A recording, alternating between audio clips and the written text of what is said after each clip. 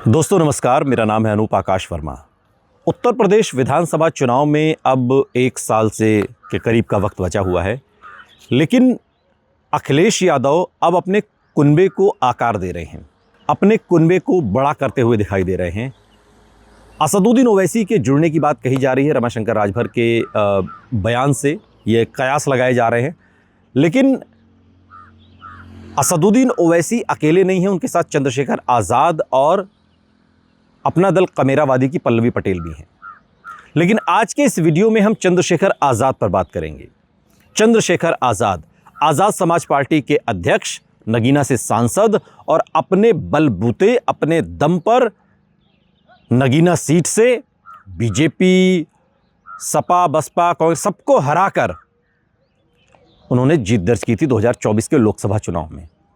और जब वो नगीना से जीते तो बिल्कुल ऐसा लगा कि जैसे चमत्कार हो गया, किसी को ये उम्मीद नहीं थी।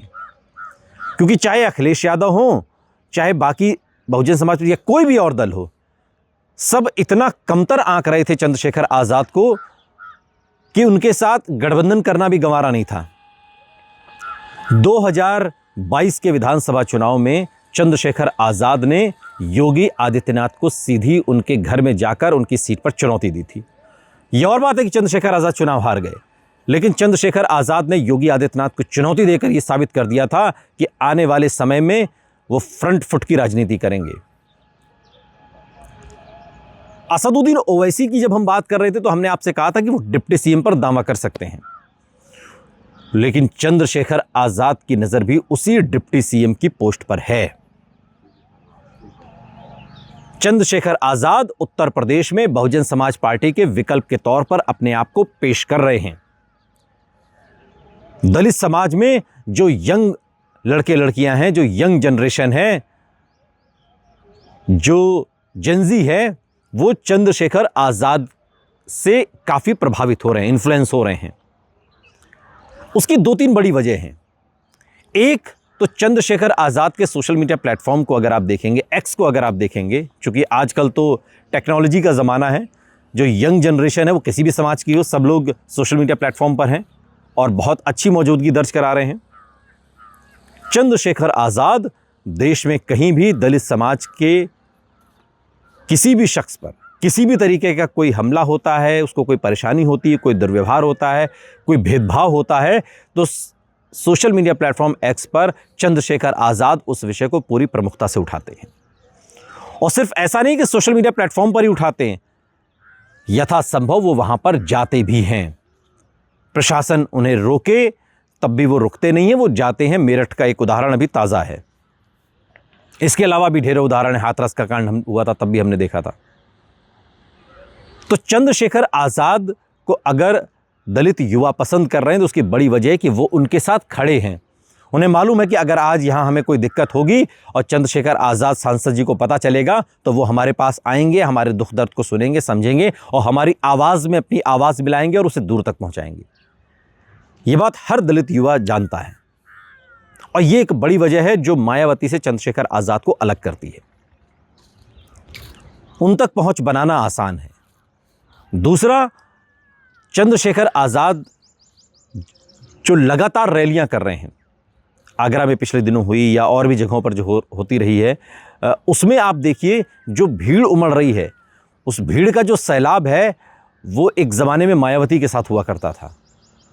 आज यूँ लगता है कि अभी ठीक है कि मायावती ने लखनऊ में जो रैली की उसमें बहुत भीड़ आई, लेकिन मायावती की रैलियों में भीड़ बसों में भर भर कर लाई जाती है, ये सब लोग जानते हैं।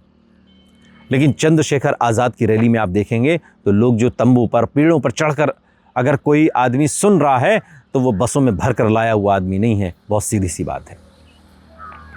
ये कुछ एक चीज़ें हैं जो मायावती से चंद्रशेखर आज़ाद को अलग करती हैं। चंद्रशेखर आज़ाद अपनी ताकत का एहसास अखिलेश यादव को करवा चुके हैं। नगीना से जीत और उसके बाद अब तकरीबन अकेले अगर अपने दम पर लड़े तो सभी 403 विधानसभा सीटों पर चुनाव लड़ने की तैयारी है।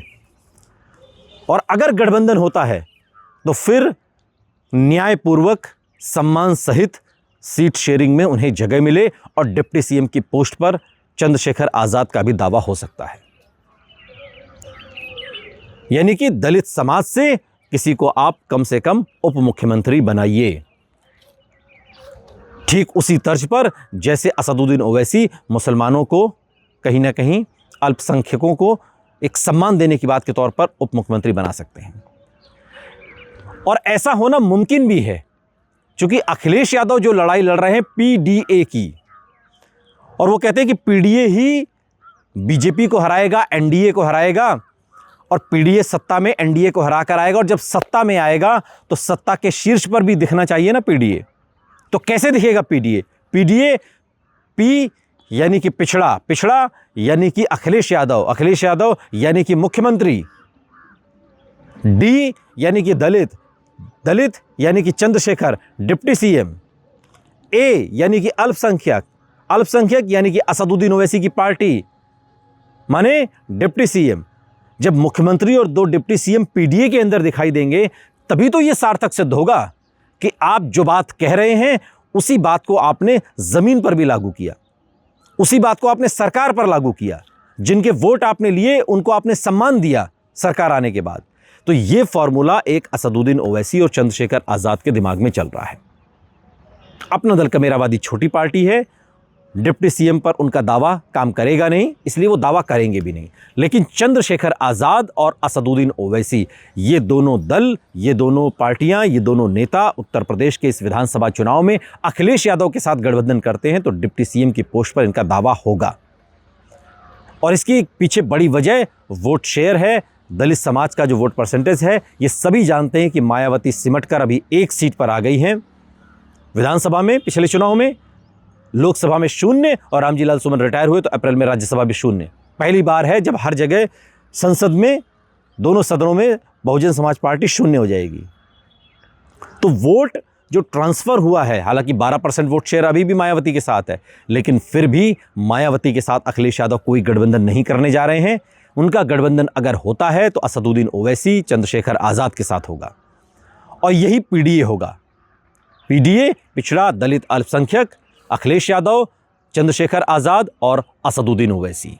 देखना दिलचस्प होगा कि जब एक टेबल पर ये तीनों पार्टियां बैठेंगी तो उसमें क्या फॉर्मूला तय होता है। फिलहाल तो डिमांड सूत्रों के हवाले से यही है।